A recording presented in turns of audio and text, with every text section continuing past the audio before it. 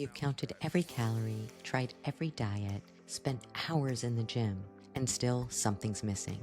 You want more than just weight loss. You want your energy back. You want your confidence restored. You want a way of living that doesn't feel like punishment. Welcome to Master Your Metabolism, where we cut through the noise, ditch the fads, and give you a real plan to become the healthiest, strongest version of you. Hosted by our team of expert coaches with proven strategies, science-based tips, and real-life encouragement, not just to help you lose fat, but actually create that lifestyle that you love. You've tried everything. Now, let's try what actually works. This is your turning point. Let's go. Hey there, everybody. Welcome to Master Your Metabolism. I am here with, of course, Calvin and Coach Whitney, who is another coach on our team, Calvin's sister, by the way. And we have a very special guest here today, Torre Washington. So a little bit about Torre, why we're so excited. He recently won NPC's Ben Wider Natural Show, which for those of you that don't know, that's a pretty huge show and big accomplishment. So congrats. And not only did he do this as a coach himself, which is impressive, but he is a 51-year-old vegan. So with those things, just knowing like how much dedication, how just truly impressive that is, I just wanted to really point that out. And thank you, Torre, for being here. So welcome to our circus. Hello. Yes, sir. Yes. Thank you very much for having me. I really appreciate the opportunity just to get to share my story, my journey, and thank you. Thank you so much. Yeah. Went first because I'm super excited about this because Tori is a man. He is a man. And I tell you what, he represents everything that we're about. So I think it's a real privilege to have mine.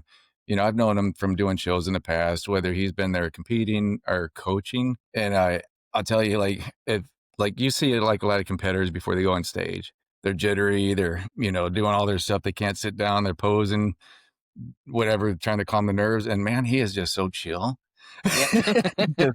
He doesn't crack for nothing. And I'm going to tell you this, and I'm going to help any competitors out there that are watching this. If you feel your nerves going, you need to go find Tori and just go talk to him for 5 minutes. It is like taking something to just lower cortisol instantly because he just has that vibe about him, and just totally cool. But aside from that, just extremely friendly and just supportive of the other guys. And just, he's a harsh competitor. He's a winner.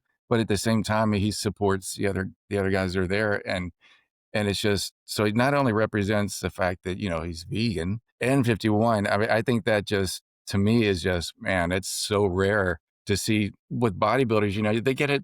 Bodybuilding gets a bad name sometimes as being an unhealthy sport. And I think that's a misunderstanding in a lot of ways because true bodybuilders, the ones that end up being successful a lot of times, should have a healthy lifestyle 80% of the time. And then when you go into prep, yeah, we push a little bit. We go to some unholy places and body fat, and it's not the healthiest to do that, but it's temporary, but we know how to bounce back. Right? Tori just lives that lifestyle all the time, and he's just a true, healthy person that represents what health really is to the max, 10x. He just optimizes in every area. So he's just a great role model. This is why I was so happy to see him win this show. Because I'm like, that's what people need to see. That's what people need to see is that you can do this and not destroy your body, not cause havoc and have issues when you get older. It's the longevity of the sport. He's 51, he's vegan, he's doing all these things that are great. Just such an amazing example. But on top of that, he's an amazing person, So it's like, you just get the whole thing. So, for me, I think it represents both sides, what you should be as a competitor, but also what you should be as a person. And so I can't think of anybody better to actually have on our podcast and share this time. And I hope when people are watching or listening to this, that they're really taking notes, and listening, because he's got, I don't even know how we're going to do all this in one podcast. He's got so many things that he's achieved that I don't see us getting through all of it. So there's probably going to be a second one if I can talk him into coming on again with this. But I'm grateful to have you on today. So let's dig into it. Thank you. And I gotta say, one thing you mentioned in the beginning part of that about, supportive there was the gentleman that came in 5th place. He's from Korea. When I saw him get his pro card, I actually reached out to him and said, "Man, congrats, man, you look good." And, I just followed his story and followed his journey. He actually, at the end of the show, said, out of everybody that was here and just in the community, he said, "I couldn't believe you reached out genuinely and reached out and stayed in contact with me." He said to himself, like, doesn't he know I'm going to compete against him in Ben Weeders? And he's like, "But you were just as genuine then and even more in person." He said, "I love you, man. It's like, it was like, he said, it's my first time to this country." And he said, be given that respect with you. He said, it felt really good. And Oh, I didn't even see it like that, but I was like, oh, okay. Right. But that's what I'm saying. People listening, take notes. Take notes because even that one example really matters. As competitors back there, a lot of people that have never done a show don't realize what these guys and girls go through to get to that place. And they're very vulnerable in show day, and just having the right thing said to them at the right time can just be something that can impact whether they show up again, and can have a huge, you know, impression on them that can last, and you see there are a lot of people in the backstage that just don't do that. They're about me at this time, and they're looking at us like we're just, the enemy because we're competing against them, and that's a competitive side. I understand Yeah, that, yeah, yeah, but at the same time, we're a community, and if we want this community to last and become something great, we have to contribute to it, you know, right, right. and the best thing to do is support. Yep, yep. So, and that's a great way to kick it off. So I know you had a question. You're Thank about you. to say something, bro. yeah. I'm just curious how you got into the sport, like where it all started, because I know that you had mentioned you had been vegan and for years. Like what started the journey into fitness, into bodybuilding itself? So I was raised vegetarian, and my mom was single mother. My father left when I was 5, and she got to a point in her life where financially it was hard for her to raise my brother and myself. Her parents said, "Hey, why don't you send them to Jamaica and they can live with us?"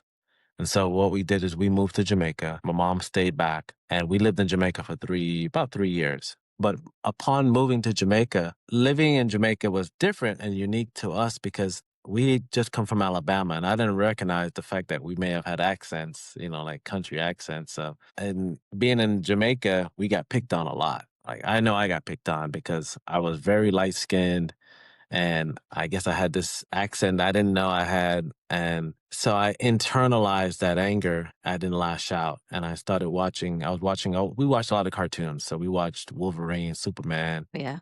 and Transformers and things like that. So I emulated being a superhero.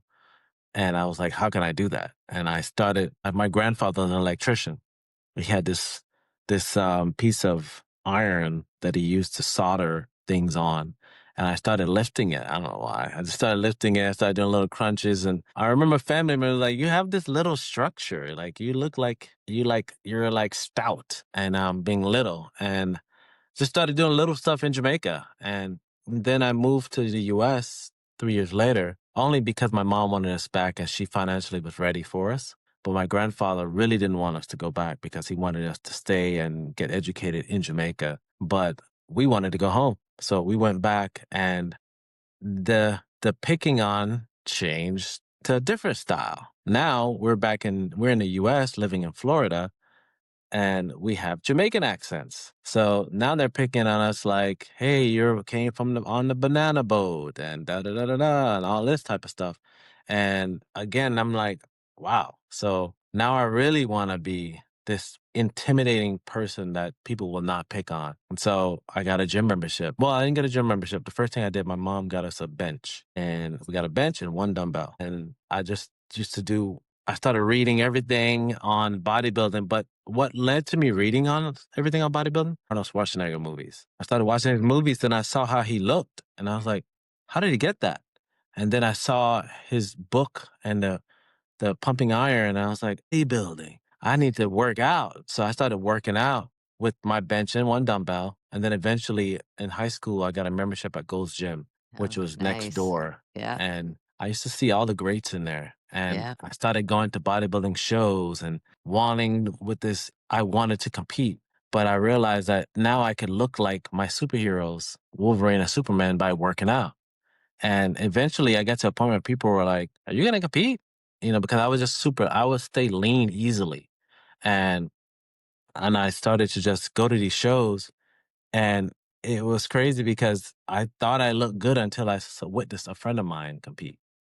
And after this is kind of cutting it short until I know we might get into more details, but I went to college, did all the college stuff, never competed, and then I started working as an engineer. And it's not until my second job within engineering that a friend of mine said, "Hey, one of our good friends from high school is competing near you." And I was like, "He competes?" And so I went to his show and I saw him on stage. He finally got his pro card. But when I saw him off stage, I was like, "Oh, that's how you're supposed to look." Like his abs and everything was just crazy. And I said, "I thought I looked good, but this I got is some work to do. I was like, I said, I need to compete." And he was like, "But you're vegan." I was like, "And I mean, I have no problem putting on muscle." He was like, "All right, I guess we can figure out." So he started helping me posing and telling me what not to eat. And I was like, "Really?" I was like, "All right." So I cut out this, cut out that. And he got to the point where, the archaic style of, you cut your water. And now I look back at it, I look way better now than I did cutting water. I was like, who came up with that idea? Like, you got to cut water because when you're not cutting water, you look good and you look better the next day after you add in water. And I was like, that doesn't make sense. But so anyways, we did my first show in 2009 April, and I got third place in a group of 10 guys. I remember just being so nervous, and everybody's like, "Pick your head up, pick your head up." I was like, "I can't breathe." I don't know why I couldn't breathe. And I remember after I always talk to the judges, and the judge said, "You look great." He's like, "But we're looking at everybody. And when we looked away and we looked back and your legs weren't on, your wheels weren't on, that's what messed you up. You didn't keep the wheels on." I was like, "That'll never happen again." And that I said, "I got to do another show and get second place." And I was married at the time. I remember I just kept saying, "I want to at least get second this next one." And the second show came, and I won. I won my class. I Nice. won overall. And I remember they were like, "He's vegan." They were like, "Vegan? How's he do that? Like you're an alien. How does he look like that?" And so I won that and got a pro card and my second show within a national organization. And people were like, "Yo, wow."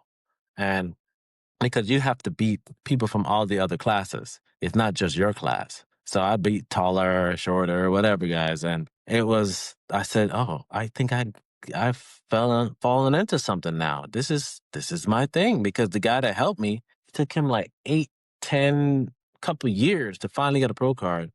And I got mine on the second show. And they were like, "Oh man, this is Tori, you got to talk about this because So no that one was has in ever seen a vegan look like you." that was in natural Yeah, bodybuilding. it was a natural bodybuilder. So I put my profile on a vegan website and it went crazy. People are like, "What? You're vegan? Like, we've never seen anybody look like you." And the next thing you know, they were asking me to speak and do this and do that. And I'm still working. So people are seeing me everywhere on Facebook. They're like, "Why are you still here?" I was like, "What do you mean? I'm not getting paid. My face is just everywhere. That doesn't mean they're giving me money."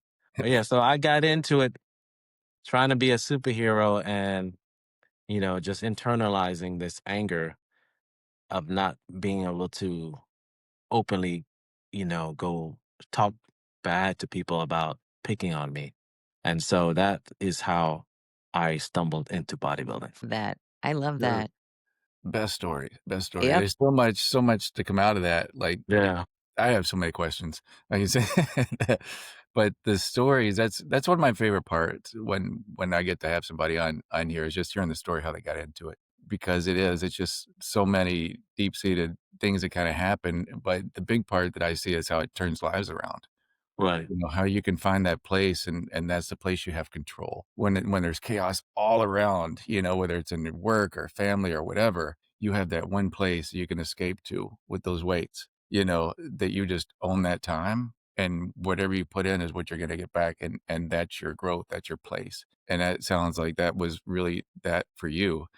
I am curious if that first weight set that you got, was it the concrete weights? No, so it was I don't even remember. I think it was just like a little iron bar because it was a dumbbell. I Yeah. had one dumbbell and this cheap bench, and we put it in the little we had a two-story townhouse. We put it in the back porch area that was screened in, and I just did one arm presses, one arm rows, one arm everything was one arm. Right.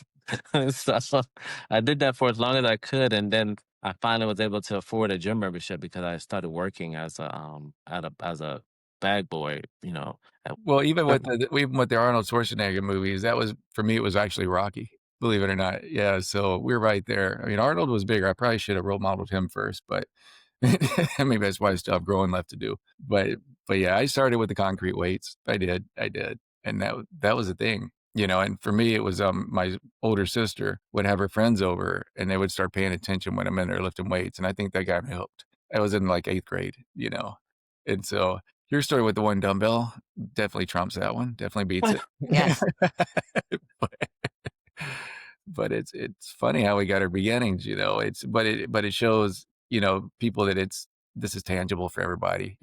We're human just like they are, and everybody has that starting point, and it's never perfect, but you develop that why. So I don't know, like, is that your why? Is that the base of your why? Like, what is your why? What keeps you going? So when I started doing that, I wanted to look like all the guys I watched in Olympia and everything, and everybody would say, "You wanna look like that? That's so ugly." But I didn't care what they thought. I had, at that time, low self-esteem. I was very much into I had this thought process that I wasn't good enough. Because, raised single by a single mom, but when I moved to South Florida, I was amongst a lot of which I learned now that I was in a school of mainly all Caucasians, but a lot of them were Jewish. I didn't know that at the time because you don't associate a name like, "Oh, that's a Jewish name." It's not until now I'm like, "Wow, all of these guys were Jewish." But I remember one thing that stood out to me that was kind of a defining moment that changed my thought process is I remember this kid said to me, he said, "Hey man, a lot of the girls think you're cute, but you're black." And I was like, damn. Mm. So and then I started hanging out with other kids that were kind of like the outcasts. We were just the ones that never would have a girlfriend and we would just be to ourselves. So I started doing more to myself with them, and I remember we talked about it like, man, I wonder who's going to be the first one to have a girlfriend. And I mean, it ended up being me, but it lasted a day because she got blasted because I was black. They Mm. were like, "That's your boyfriend?" Until the next day, she was like, "We have to break up." I was like, "Oh, okay." So my self esteem was already low. And then, so bodybuilding kind of helped me because I started to look a certain way. And people were like, "Wow, you look great." And then once I started getting further on into college and stuff, things changed. So bodybuilding what got me there. My why on continuing was really because I really enjoy the process of just getting better. I'm so much into improving myself. Kaizen is a Japanese term for always continuous improvement. It's something I like to do. I love to just keep getting better and better. And it's crazy when I think of my age and I'm like, am I really that age? Because Yeah. yeah, I'm getting better. I feel like, my body looks so much better than when I first got on stage. Even in a midpoint when it was a year 2013, I won every single show I did, but I look better than that. Of course I was shredded, but I realize now there's a balance. You can't just be super shredded only. You got to have that fullness as well. And that was the time I think my coach now saw me and he was like, "Man, imagine if Tori carved up." Because I didn't know that science. I just Mhm. knew how to get shredded. And so I would be so shredded that they were like, I mean, what can we do? He looks the best. Yeah. He has such a great structure, his symmetry and proportions. And I was so focused on that when I was younger. I was very much into training biomechanically properly. So that way, no injuries and I would look symmetrically sound.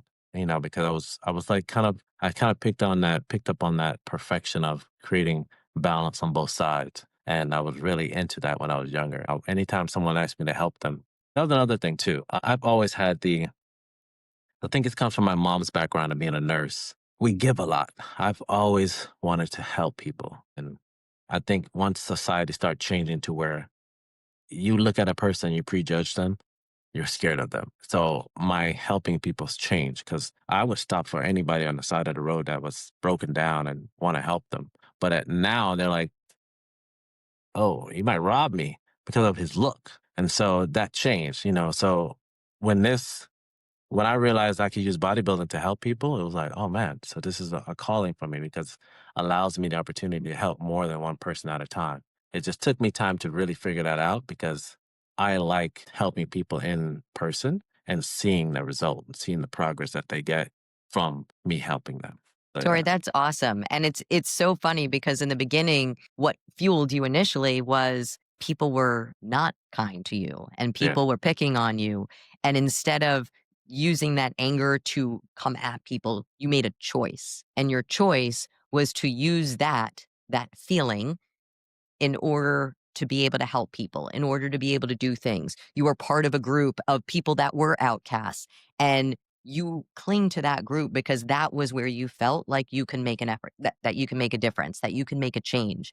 And I think that too is that everybody in life is faced with adversity. Everybody in life is faced with different things and challenges, but it's the choice that you make and what to do with it. And now it's brought you to a place because it came from such a good heart that it brought you to a place that you could find what you were passionate about, that you can find this place that you flourished, that you did amazing. And like you said in the very beginning, and Calvin brought up, like you are the person that no matter what, there is no ill feelings towards people. You're always that calm, cool, collected. You're always that, just hey, how can I help? Like, I'm here for you. That kind of thing. And it's not just for your clients, but other people that you met, and it was the same. Like, you don't remember, but like me seeing you and how you spoke to Calvin and calming him down, like, thank you. Like it is. And it's something that I don't think you realize how much you impact someone, but I think that is something that people need to understand that you may not know what lives you touch.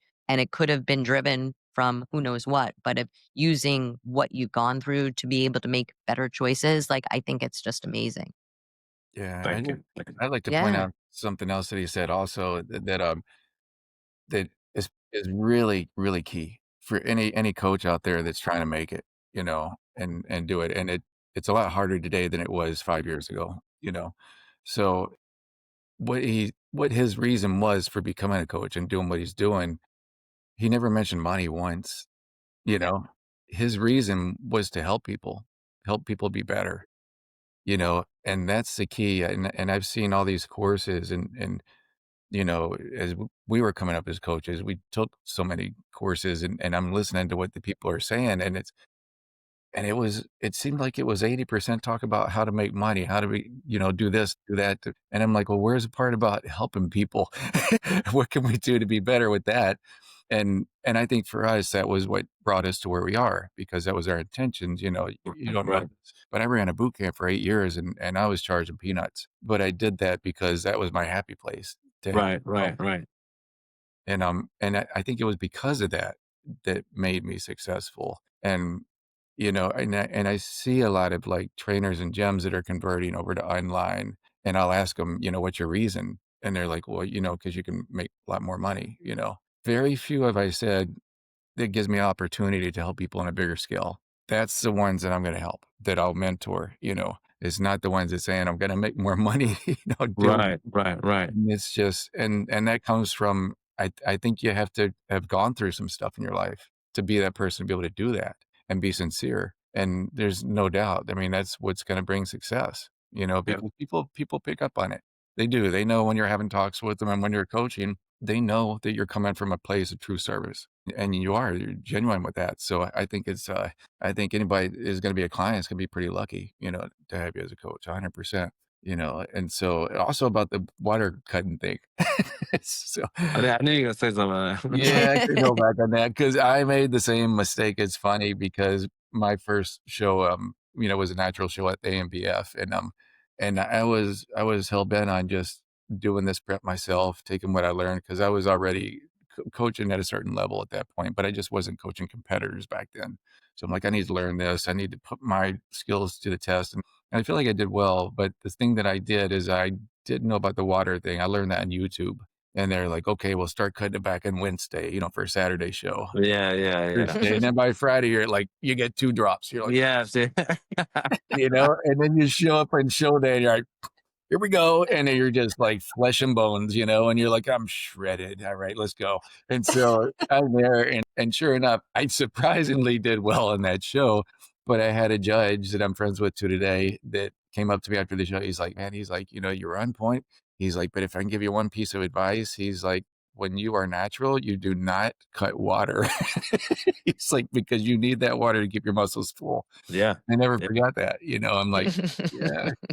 And I And had, I think I think that's what it is. It comes from the world that they use the drugs because they can dry out with the drugs, so. but even then, it's just so bad to do that. And I feel everything, it always comes down to the person and how their body responds. And, Right. coach is going to know that and prep. They've tested things. So, but I still see it like it shows.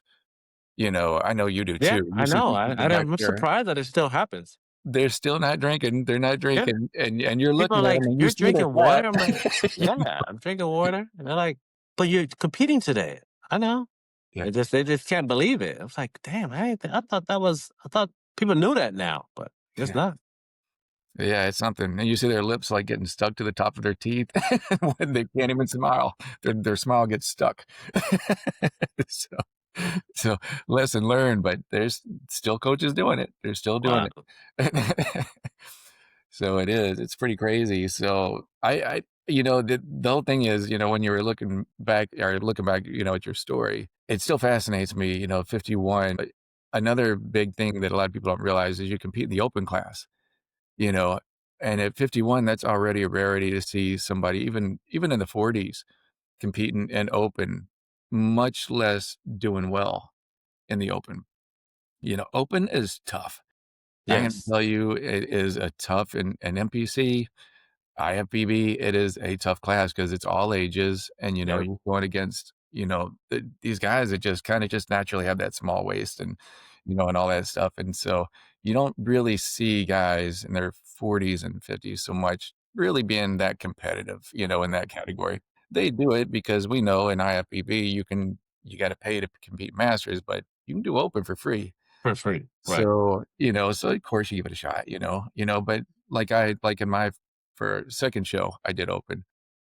I did it for fun. That really, to be honest, I wanted to get up there and just compete with the big boys and do it and get the experience because hey, we're here. Let's do this, but I was not expecting to place well, and not surprisingly, I didn't. I didn't really place that well, but I had a blast doing it.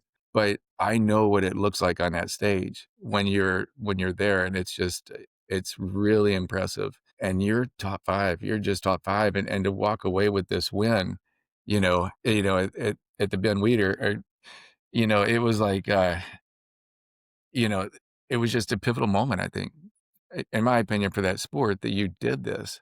Just such a great example of it, and just when you're a kid, like, did you ever even think, He did. He knew he was a superhero. And that was that's the his thing. moment. You I know, am. Did it.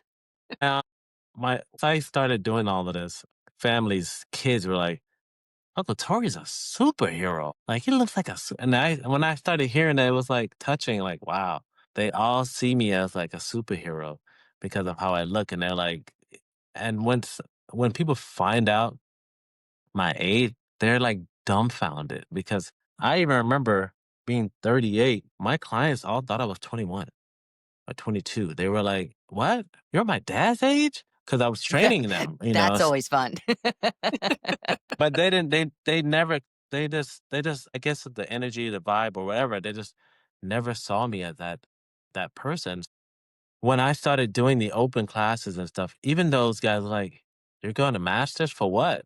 How? You're not that age. I was like, yeah, I'm doing the masters too. And I'm like, I didn't think you were nowhere near that age. So so I started doing those classes, and I remember when I did the first time I did the masters, I didn't want to do it because I was like, let me just go ahead and do it because I feel like when they see you, oh, you're masters. All right, then we know in the open don't look at you at all. And I think they do that sometimes. They do. You know, I think they do that sometimes because they want to give the young guys, you know, which I get it. I understand. You know, if it's a business, you want longevity in the sport. So you got to give the up and comers their opportunity to shine.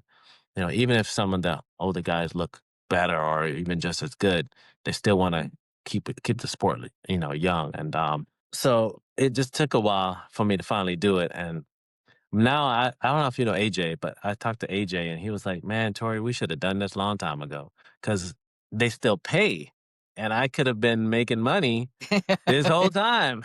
But I was like, I wasn't looking at it like that. I didn't look at it for the money aspect. It was. I remember I did a show and they were like, "You got to get, you know, we got to get your information for payout." I was like, "Payout."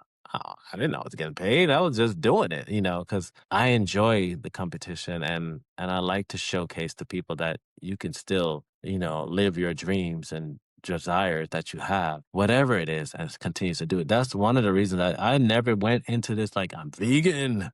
I wasn't about that either. It was I really just enjoyed the continuous improvement, the competition. It wasn't the money and it wasn't me showcasing that I'm better than you because I'm vegan, you know. So it just and now it's the way it's grown with my lifestyle. It's like, okay, I guess I have to say these things and do these things. So it's just interesting. Yeah, and it is a challenge. Uh, well, I'm sure you have it all honed in by now, but I know it's a challenge to be vegan, especially if you travel. You know, there's not a lot, from what I saw, a lot of great options. So, you know, Whitney and I used to work together in the music business, believe it or not. And so we would travel around, you know, different parts of the country and you know, my dad was vegetarian too. He worked with us also.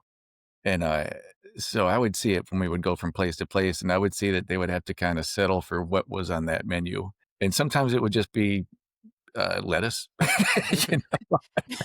And I'm Not like easy. I'm looking at him like, you know, and we're traveling in the my dad liked to drive a lot, you know, he was cheap and didn't wanna fly us everywhere, you know, so we would do and so we're on the road and, you know, I'm living that bodybuilding lifestyle. So I would open up a can of tuna. I would have my eggs and they would, boy, the looks on their face when I would, cause you know, I'm smelling up the car at that point. Mhm, mhm. And so I'm like, but, Like, what is he but this, doing? yeah, I know. So, See, I guess for me, it was, I just brought stuff with me all the time. You know, I never really, cause I would always get that conversation sparked. People are like, how do you travel? I'm like, easy. I just brought stuff with me, you know, and then if I ran out, maybe I'll throw out and get something. But I always had no problem because I remember in high school, college, people used to make fun of me like, Tori's gonna be fine. He'll just go outside and eat some grass and tree bark and he'll be good. Yep, those comments.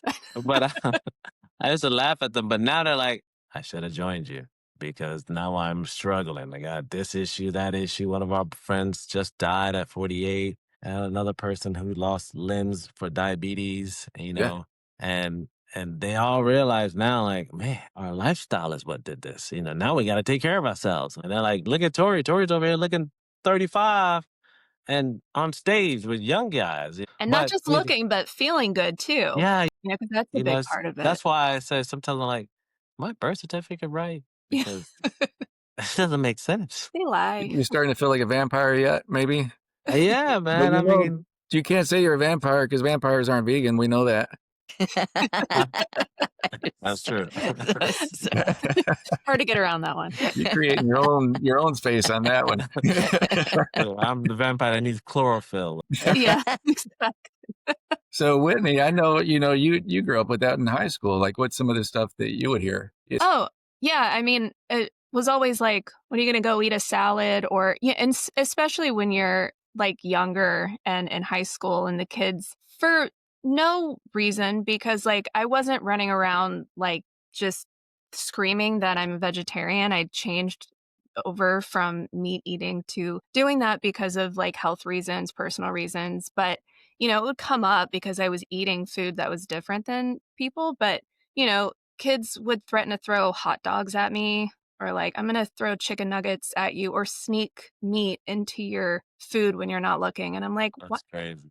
Like, you guys are just mean. I'm not asking you to do it with me. I'm not threatening to throw tofu at you. Like, You just should have. mind your own business. I know, I should have.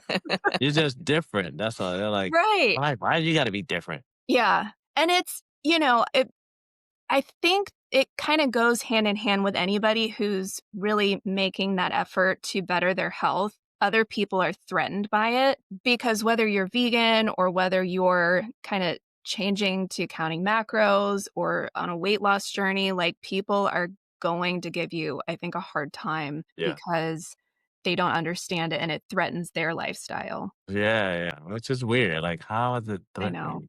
Yeah. But it's an Yeah. insecurity and they're like, Yes, oh, that's what it is. Yeah. don't you call out my insecurity. Yes. Even though By you're just living your existing. life like, Yeah. what? And it I'm just becomes like eating a from label. my own plate. Yep. It becomes like a label on you, like you should be labeled vegan, Torre Washington, like almost like doctor. No, but he is vegan also. Vegan would be.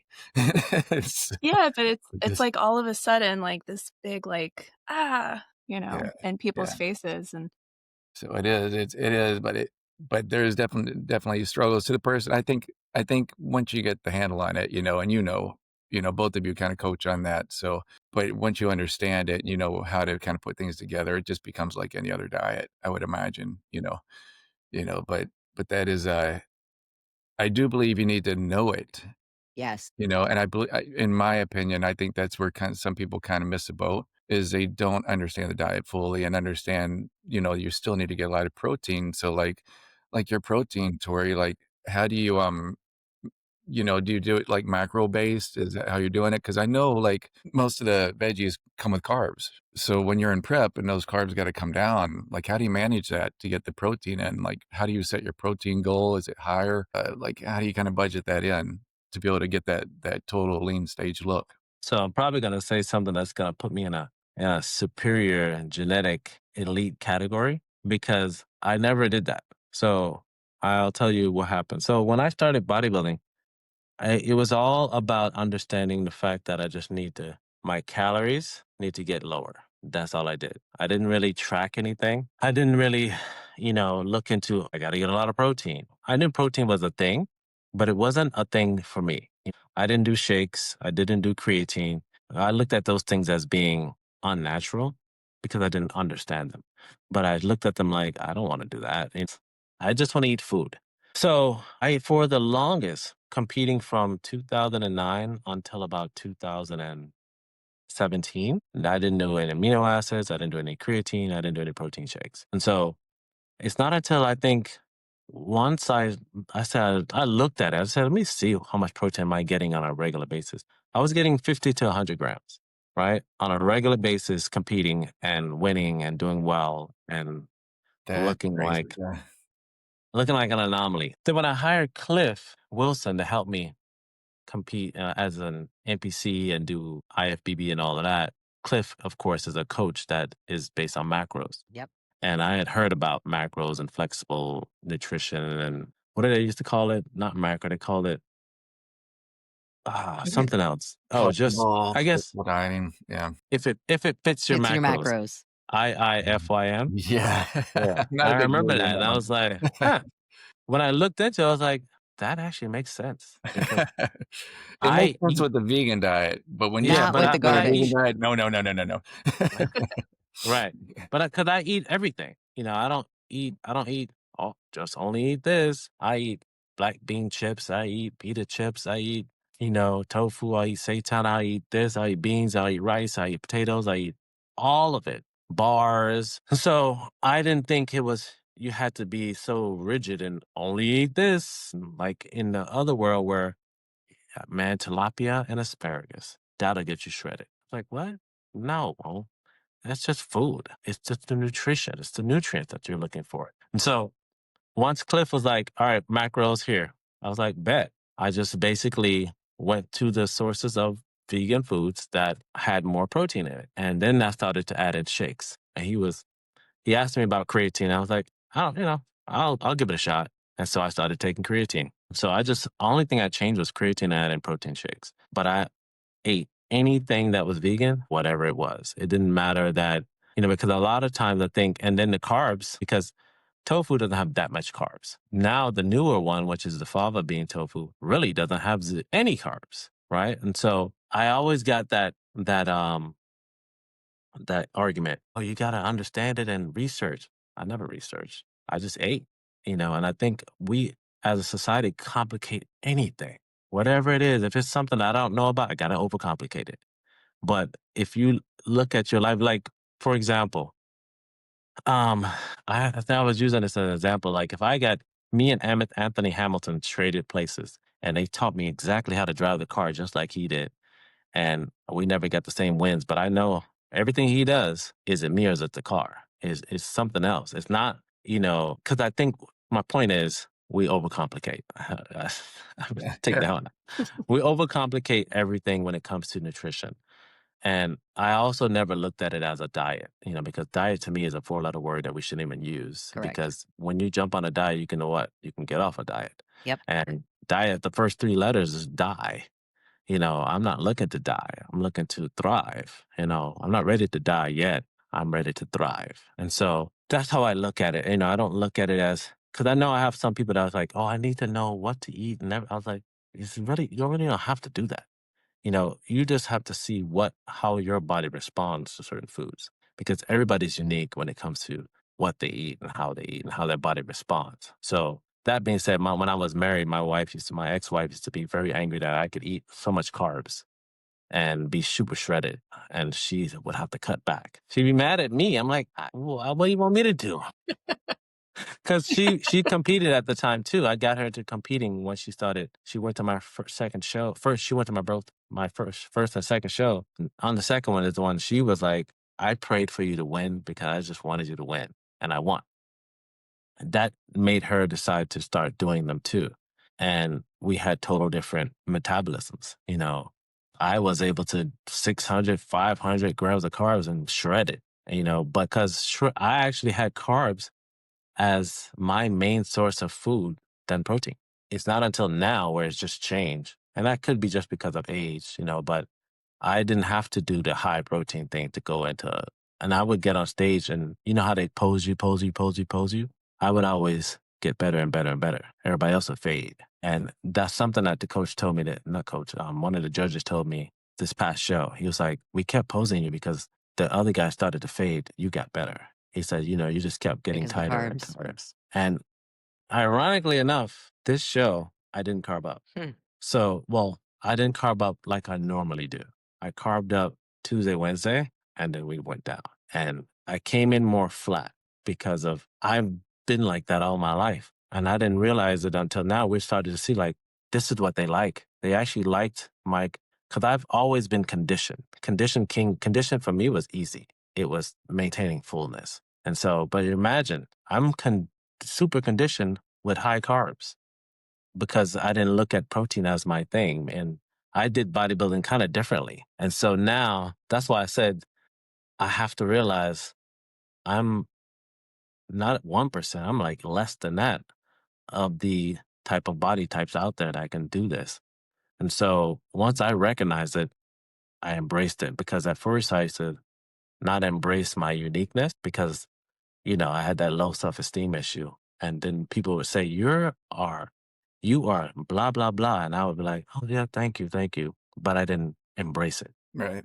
And I didn't embrace it in the other aspects too when it came to financially, like you talked about, Calvin. I was just so wanting to help people. But then you have those people that will just abuse it because, oh, he's so nice. And I have to start realizing that. But yeah, so I didn't research. And I know when people want to do the research and say, I have to learn it. And I'm like, you can't leave your driveway if you're expecting every light to be green. Mhm. You got to go.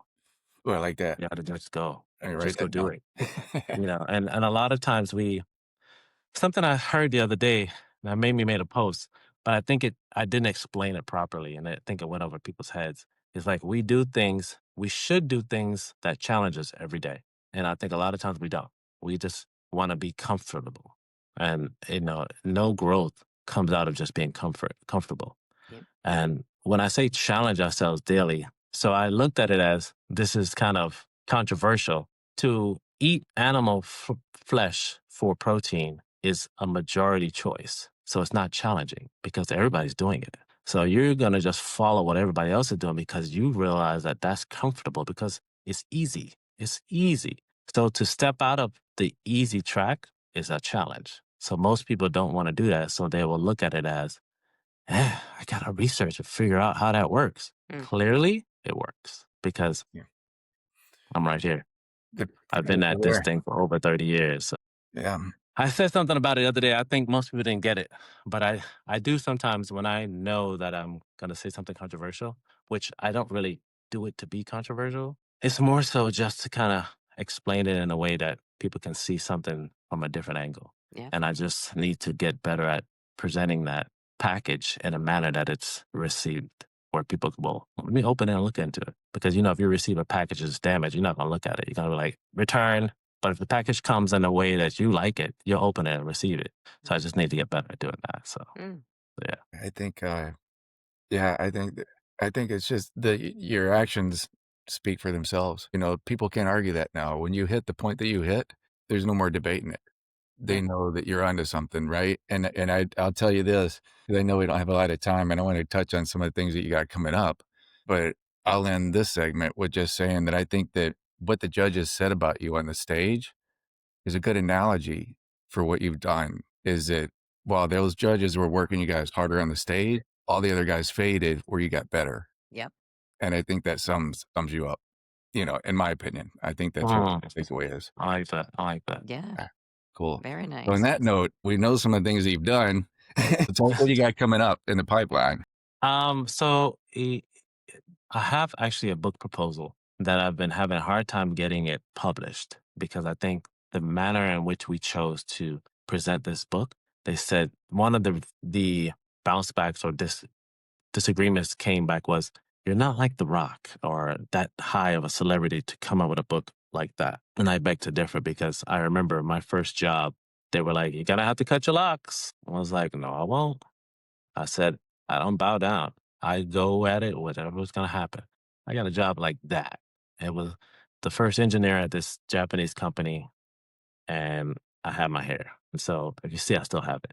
So I know that when you really want something, you can make it happen. So I know it'll happen. So I just got to get this book out because now I know it's going to probably be wanted even more now. Like this guy did what? Oh, we got to read his story.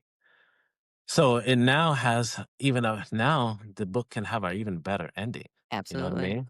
Absolutely. And the same thing, I have a docuseries that these guys have been working on because they saw, sometimes people see in you more than you see in yourself. And like I told you, it came from that low self-esteem where people started to see greatness. And I'm like, you self-doubt, you can, almost bring yourself down because you're like, am I? So they decided to do this docuseries. They've been filming me for 4 years. And with this happening, it's like, we now have an ending.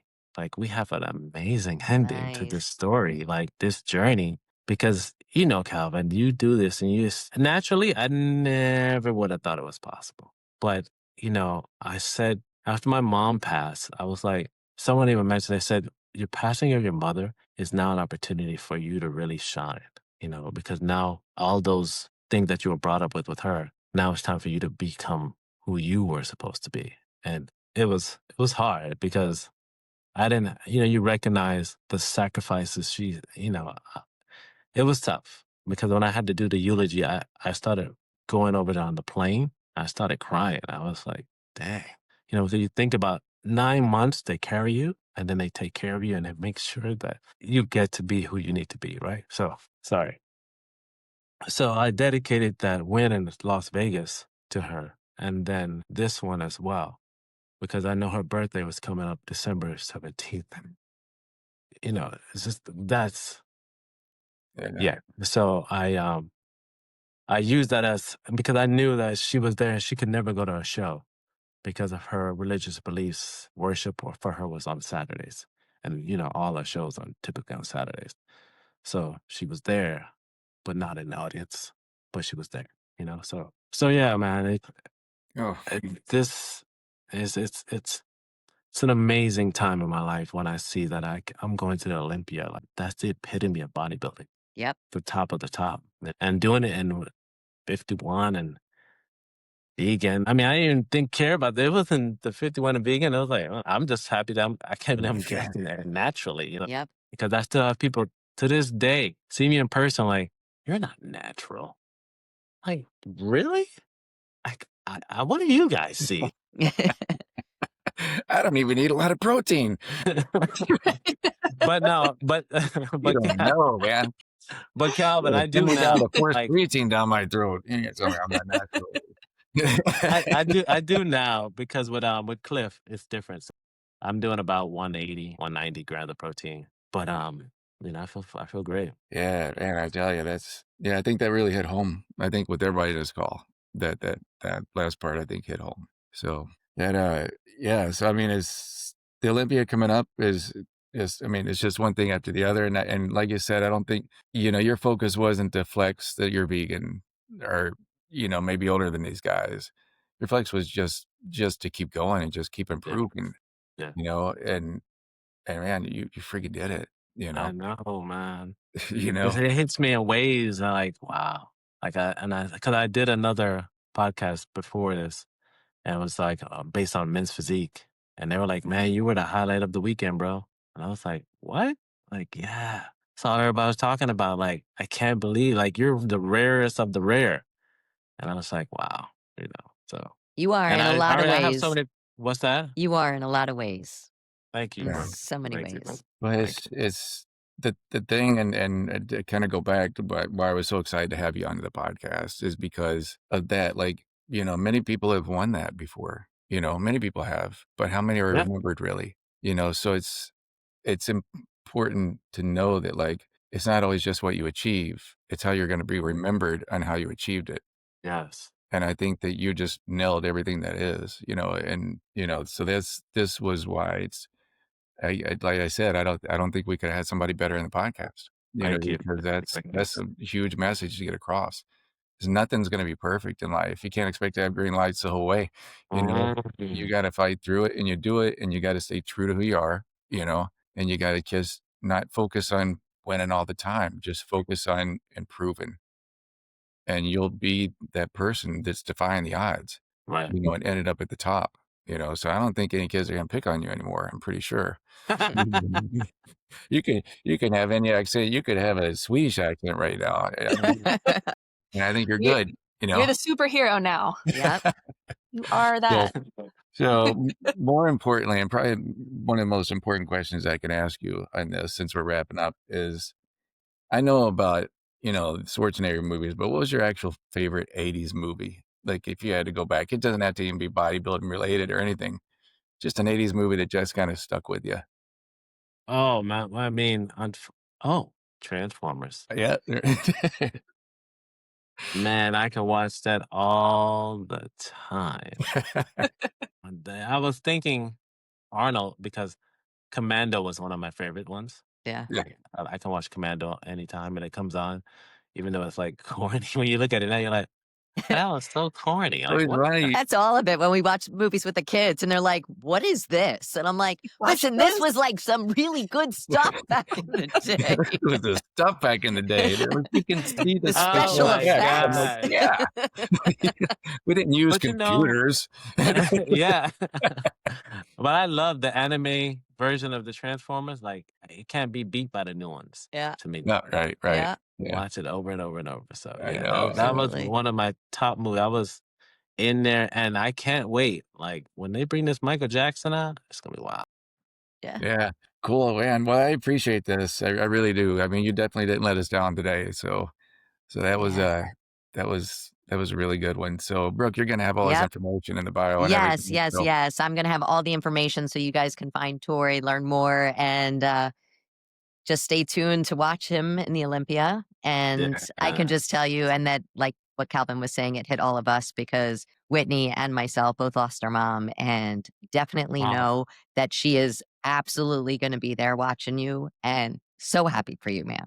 Thank So you. Thank you congrats, so much. congrats. Thank you. So, Thank you. and thank you so much for joining us. And thank you everybody for watching. We're hoping you just enjoyed this as much as we have. So thanks for tuning in to Master Your Metabolism. And if you guys would please, please, please share a review, we would really appreciate it. And until next time, see you guys soon. All right. Thanks for tuning in to Master Your Metabolism. If you found value in today's episode, it would mean the world to us if you'd hit subscribe and share this episode with someone who could use a little guidance in their health journey. Ready to take the next step? Head over to www.mastersfitnesscoaching.com and you can book a free call right from the site so we can chat about your goals and how we can help support you. Don't forget to join our Facebook group where we're sharing coaching tips, support, and tricks to help keep you on track and continue making progress. You don't have to do this alone. We're here to walk with you every step of the way. Until next time, stay consistent, stay kind to yourself, and keep mastering your metabolism. Let's do this together.